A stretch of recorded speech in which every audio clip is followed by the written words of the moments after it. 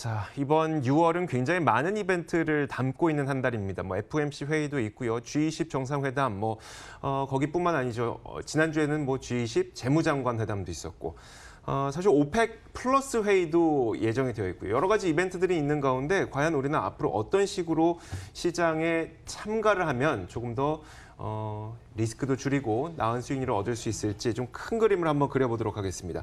에스핀 김영진 대표 모셨습니다. 어서 오세요. 네, 안녕하십니까. 네, 반갑습니다. 자, 일단 그 6월 정말 많은 이벤트들이 예정이 되어 있더라고요. 지금 상황에서 시장을 한번 점검을 해보면 어떨까요? 예, 맞습니다. 이제 이벤트가 선반영되는 측면도 있긴 있는데요. 금리 문제가 이제 그렇게 시장에서 얘기를 하고 있는데 이번에 반영되고 끝나는 게 아니라 후반부, 그러니까 올해 하반기에 계속 반영될 재료라고 생각한다면 네. 이게 마무리되는 그런 것이 아니라 선반영이 되더라도 계속 좀 영향을 미칠 것이다 이렇게 보는 게 맞을 것 같고요. 제조업 지표가 좀 안 좋게 나오면서 지난주에 좀 큰 폭으로 상승을 보였고 그게 또 금리하고 연관이 됐고요. 네. 근데 달러 같은 경우가 오늘 다시 올라간다라고는 하지만 그 지난주에 달러 폭 내림세가 굉장히 컸습니다. 굉장히 컸어요. 예, 네. 그렇기 때문에 그것을 다시 벗어나는 상승이 나타나지 않는 한 최소한 박스권 정도로 생각하는 게 맞을 것 같다 이렇게 생각이 되고요. 고용 지표 같은 경우도 안 좋았지만 이 제조업 지표 같은 경우 좀 세부적으로 봤을 때 다음 달까지도 좀 안 좋을 확률이 있기 때문에 네. 금리 문제는 다음 달까지도 계속적으로 긍정적인 시장 영향력이 발휘될 것이다 이렇게 보는 게 맞을 것 같습니다. 해서 경제 지표하고 금리 문제는 그렇게 좀 정리를 하시면 될 것 같고 이제 문제는 우리나라 내부적으로는 이제 선물옵션 동시만기일이 이번 주에 있기 때문에 6월에 이벤트가 이번 주부터 좀 본격적으로 시작이 되는 것이 아니냐 이런 생각이 드는데 그렇기 때문에 또 이쪽도 한번 점검해 봐야 되지 않을까 생각이 됩니다. 사실 이 자리에 나오시는 분들한테 이번 선물 옵션 동시 만기일 어떻게 될 것 같습니까? 라고 저희도 이제 일단 옵션 만기일은 12번이 있으니까 12번 질문을 드리긴 하거든요. 근데 참 말씀을 중립적으로 해주시기도 하고 혹은 1년에 12번 있는 거에 너무 큰 무게를 갖지는 않아도 된다. 이렇게 말씀하시는 분도 있어갖고 참 이번에는 혹시 이번 선물 옵션 동시 만기일은 다를 것인가라는 궁금증이 있는데 어떻게 네, 생각하세요? 그것에 대해서도 이제 말씀을 드리겠는데 네. 기본적으로 보면 사실 주식 투자하시는 분들은 이거 신경 안 써도 됩니다. 네. 왜냐하면은 이것 때문에 빠지면 주식 사면 되니까요. 네네, 그렇죠. 이것 때문에 올라가면 팔면 되는 것이고요. 그러니까 이게 하나의 단기적인 영향력이 있기 때문에 그것에 대해서 중립적으로 표현하시는 분들이 많다라고 생각이 되는데 일단 그것에 대해서 좀 정리를 해본다면 제가 그래서 시청자분들이 가장 이걸 쉽게 눈으로 시각적으로 확인할 수 있는 자료가 뭔가 있나 좀 여러 증권사의 그 데이터들을 봤는데 이 그래픽이 제일 낫다 해가지고 좀 뽑아봤습니다. 네. 이 차익거래 잔고하고 비차익거래 잔고를 이렇게 좀 나눠서 본 겁니다. 그러니까 프로그램 매매를 모두 다 합해서 얘기를 해버리면 이게 좀 헷갈리기도 하고 네네. 와닿지가 않습니다. 그런데 지금 차익거래 매도 잔고가 7천억이 쌓여 있다. 이 말씀을 드리면서 저게 3월 동시 만기 이후에 차익거래가 벌어진 그 상황입니다. 그러니까 파란 거는 매도 잔고고요. 네. 매도가 거래가 된 거고요. 그리고 빨간 거는 매수가 들어온 거죠. 근데 딱 눈으로 봐도 지금 매도가 많이 쌓여 있다라는 것이죠. 베이시스가 3월 동시만기일 이후로 안 좋았기 때문에 네. 선물을 사고 주식을 파는 그런 거래가 많이 나타났다라는 것이죠.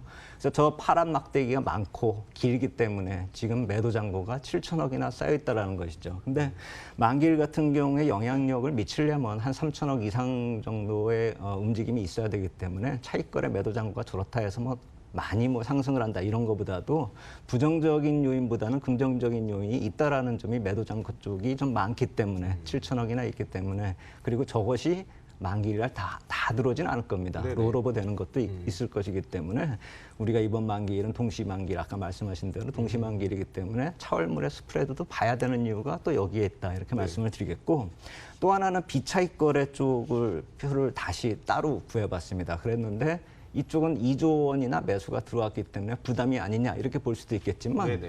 이쪽 비차익 거래 요새 거래되는 내용들을 보면은 이게 패시브 자금이 유입될 때 프로그램 매수로 유입이 되는 그런 경우가 많습니다. 네, 특히나 그렇죠. 최근 같은 경우는 우리나라 연기금 쪽에서 비중이 상당히 높아져 있습니다. 주식 살 때 프로그램 매수를 들어온다는 네네. 것이죠. 그래서 비차익 거래가 물론 미니 선물하고도 연관이 돼가지고 연계돼서 매도가 나올 수도 있는 그런 상황이긴 하지만 대부분의 물량들은 패시브 자금이라고 놓고 봤을 때는 해외 유동성이나 국내 유동성이 갑자기 악화되지 않는 한 만기일에 저게 직접적으로 악영향을 미칠 확률은 거의 없다. 이렇게 보시는 게 맞을 것 같고요. 그러니까 저 표는 그냥 시황을 반영한다 보시면 됩니다. 3, 4월 달에 좋았기 때문에 패시브 자금이 들어와서 빨갛게 매수가 들어온 것이고 네네. 5월엔 안 좋게 매도가 나왔다. 이렇게 정리를 하시면 될 것 같습니다.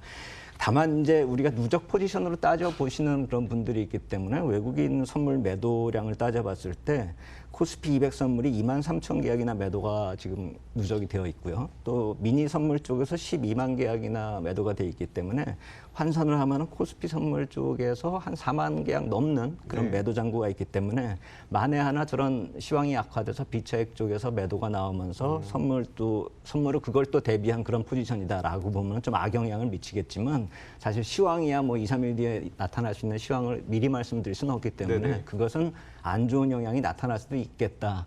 그런 요인도 있다. 이 정도로 보시면 될 것 같고 정리하면 급격한 시황이 악화돼서 이 차월물 스프레드도 악화되고 그래서 롤오버도 안 되면서 뭐 비차익 거래가 나오고 아까 말씀드린 그런 차익 거래 쪽 매수는 다 롤오버 돼버리는 그런 네네. 모습이 나타나면은 가장 안 좋은 케이스인데 그럴 가능성은 그렇게 크지 않아 보인다. 이렇게 보시면 될 것 같습니다. 한 가지 좀 추가해보고 싶은 내용이 이제 파생상품 시장에 개인 투자자들의 진입의 문턱을 낮추기 위해서 몇 년 전부터 꾸준한 노력들이 좀 있었던 걸로 저도 알고 있거든요. 사실 근데 그뿐만 아니라 사모에 대한 그 진입 문턱도 많이 낮추려고 하고 있고 어쨌든 오늘은 이제 파생상품 시장이니까 그러면서 개인 투자자들의 진입 문턱이 많이 낮아진 상태입니다. 개인 투자자의 참여를 그럼 어떻게 봐야 되는 걸까요? 글쎄요, 저도 이제 이게 파생상품 시장이 설립이 된 게 1996년도부터였고 증권사 제가 재직할 시절에 그때부터 계속 이제 이 관련된 일을 해왔는데요.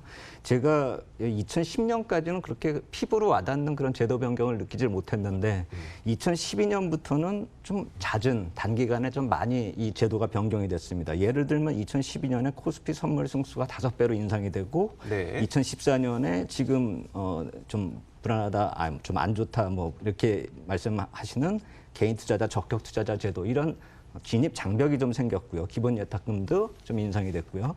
그런데 여기까지는 좋은데 2015년에는 또 미니 선물이 상장이 돼서 이 같은 경우는 코스피 선물보다 승수가 5분의 1이기 때문에 네네. 5분의 1을 높였다가 또 3년 뒤에 5분의 1을 낮춰버리는 이런 일이 생기니까 이게 네네. 좀 헷갈리는 것이죠. 그리고 2017년에는 전체적으로 승수를 아예 인하를 해버렸습니다. 이렇게 돼버리면은 2012년에 승수 인상하기 전보다 오히려 싸진 거죠.